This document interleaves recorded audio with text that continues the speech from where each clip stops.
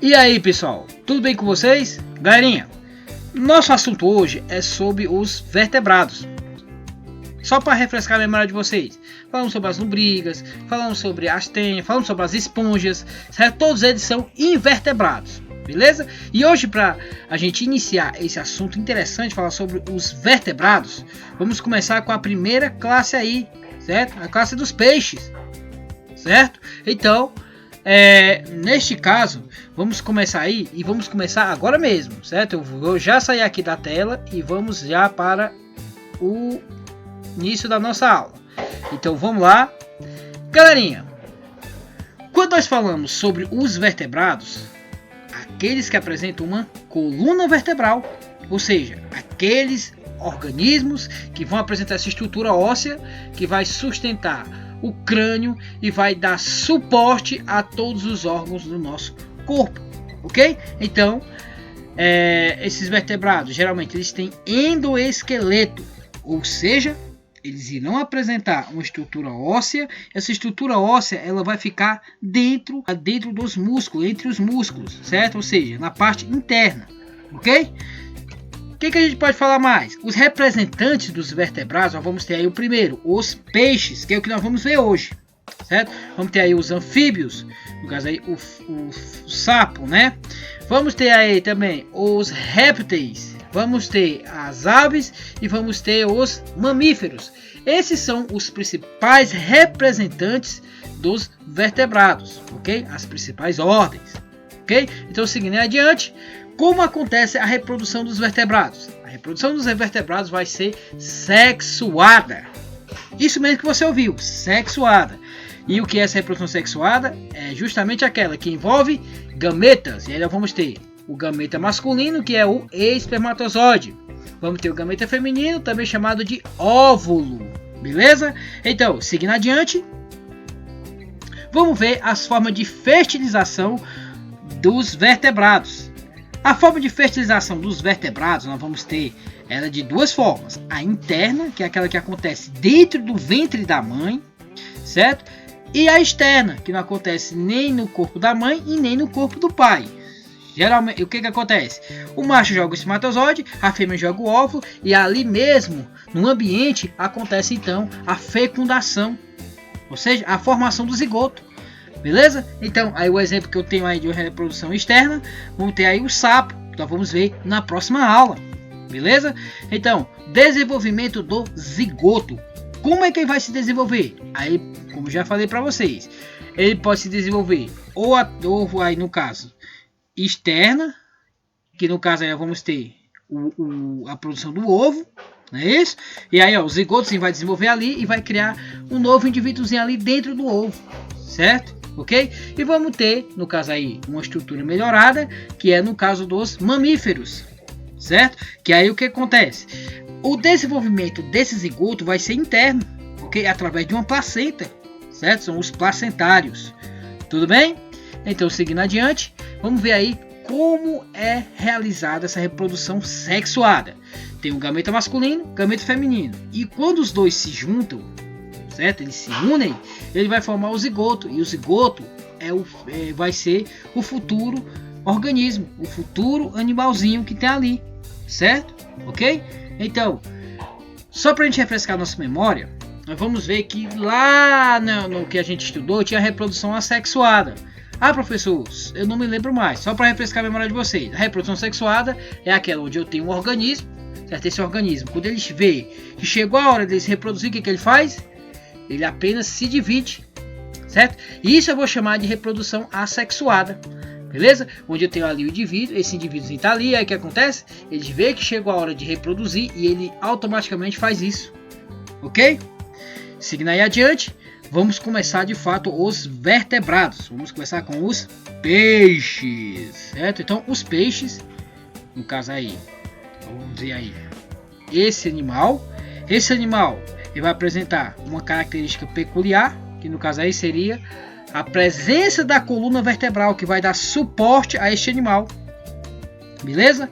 Ele vai apresentar estruturas externas, como por exemplo aí nós vamos ver aí, ó, as nadadeiras, que vai servir como propulsão para este animal, certo? Então, para ele poder se locomover ali dentro da água, ele vai utilizar essas nadadeiras, certo? E a respiração, e quer dizer que o peixe respira, professor? Como é que ele vai respirar dentro da água? Ah, ele vai ter um sistema legal de respirar, certo? Então, ó, como é que vai acontecer a respiração do peixe? A água entra pela boca e vai sair pelo opérculo, que é uma partezinha que tem na lateral aí da sua cabeça, certo? Então, a água entra pela boca e sai pelo opérculo. Por quê?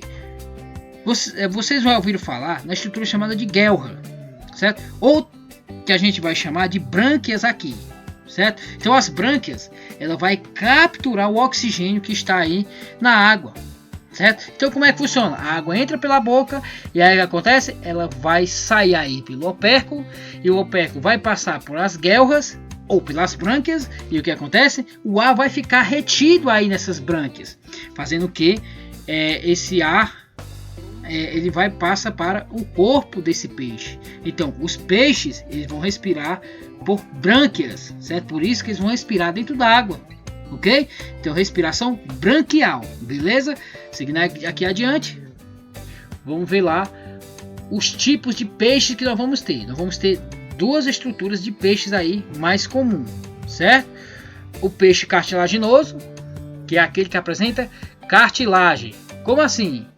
Dessa forma, os peixes cartilaginosos, como por exemplo aí o tubarão, ele não irá ter, no caso, uma estrutura óssea, mas sim ele vai ter uma estrutura formada por cartilagem, certo? Que é uma estrutura assim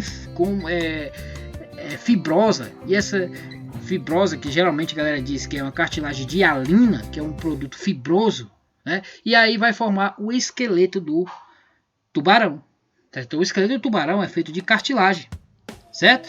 Seguindo adiante, vamos ter os peixes ósseos. E dos peixes ósseos é a maioria que nós vamos ter aí, ó. Por exemplo, o bagre. O bagre é um exemplo de um peixe ósseo, certo? Que ele não vai ter essa questão da cartilagem, certo? Mas sim vai ter um esqueleto feito realmente de osso, dessa estrutura óssea, beleza? E vamos ter aí o peixe primitivo, um peixe bem antigo, que nós vamos ter aí o peixe sem mandíbula. É aquele que não vai apresentar o queixo, certo? Aí nós vamos ter o exemplo aí, a lampreia. Geralmente ele vai viver consociado com outro organismo. Eles são animais que ficam ali para receber o resto de alimento que sobra, ou ele é um parasita, certo? Seguindo aqui adiante, vamos entender agora um pouco da estrutura dos peixes. Aqui eu tenho um peixe cartilaginoso, certo? O peixe cartilaginoso ele vai apresentar uma estrutura diferenciada do peixe ósseo. Mas por que ele vai apresentar essa estrutura diferenciada? Vou aqui mostrar por quê. Ó, se a gente for observar o estilo da nadadeira, ele vai apresentar uma região aqui alada dessa forma, ok? O que vai acontecer? Ele vai apresentar aqui uma boca ventral, tá? Ó, narinas, certo? E aí, ó, a sua fenda aqui, ó, por onde ele vai respirar é por isso aqui, ó. Certo? É totalmente diferente lá dos peixes ósseos, que a gente vai ver agora, certo? Então, os peixes ósseos, vou mostrar já para vocês. Deixa eu apagar aqui essa parte aqui. Deixa eu ver. Pronto. Deixa eu mostrar aqui para vocês o peixe ósseo. E quando eu falo em peixe ósseo, certo? Ele vai apresentar primeiro uma linha lateral que vai auxiliar no equilíbrio deste animal no oceano. Ele serve como um sensor, certo? Dentro das águas, ok? Ele vai ter essa estrutura simples, ó, ok? Geralmente o coração dele é um coração que vai ter apenas duas cavidades, beleza? Ele vai apresentar, no caso, os rins, certo? Ok? E os rins dele, que é legal isso, né? Que ele vai apresentar o que nós chamamos de bexiga natatória. Okay? O que seria então essa bexiga natatória? A bexiga natatória ela é uma bexiga, certo? Que não vai, nesse caso, não vai acumular urina, mas sim vai acumular ar, certo? E aí quando o peixinho ele percebe que precisa subir um pouco acima, o que ele vai fazer? Ele vai encher essa bolsa, certo? E aí o peixe ele vai flutuar, certo? É a mesma forma que quando ele vê que precisa descer um pouco, certo? Para o alimento estar muito próximo ao solo, e o que ele faz? Ele retira o ar de dentro dessa bexiga e aí ele desce, certo? Então, bexiga natatória vai ter nos peixes ósseos. E quer dizer que nos peixes cartilaginosos não tem bexiga natatória? Não, não tem, certo? Somente nos peixes ósseos, beleza? Então aqui é a estrutura dela, ó, a bexiga natatória, ó, ou vesícula gasosa, certo? Onde ele vai encher de ar e vai ter o rim, ó, certo? E esse rim, ele vai ter uma estrutura aqui, ó, para poder liberar sua excreta, ok? Como por exemplo a sua pila urogenital, ok? E é esse organismo aí bem simples, certo? O que eu preciso saber sobre os peixes?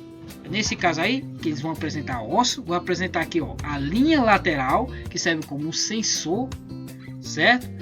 Ele vai ter a bexiga natatória, vai ter as brânquias, e as brânquias servem para quê? Para capturar o oxigênio, certo? As narinas aqui, ó, realmente é nas laterais, diferente dos peixes cartilaginosos, beleza? Galerinha, sobre os peixes é isso, ok? Agora vamos só para nossa atividade, né? Então, primeira questão aí, a principal estrutura responsável pela propulsão do peixe olha que é a propulsão do peixe, certo? Vamos para 2. Dos vertebrados abaixo listado, qual possui esqueleto predominantemente cartilaginoso? Opa, e agora? Então você vai ver aí quem vai apresentar essa estrutura cartilaginosa, que a gente já viu. Terceira questão. Na maioria dos peixes ósseos, o órgão responsável pela manutenção do equilíbrio hidrostático com o meio denominado do meio hidrostático, ou seja, o equilíbrio de subir e descer, ok? Então seguindo aí em diante. Uma das características do peixe ósseo é a presença de... Aí você vai ver aí qual seria, no caso, a resposta correta, beleza?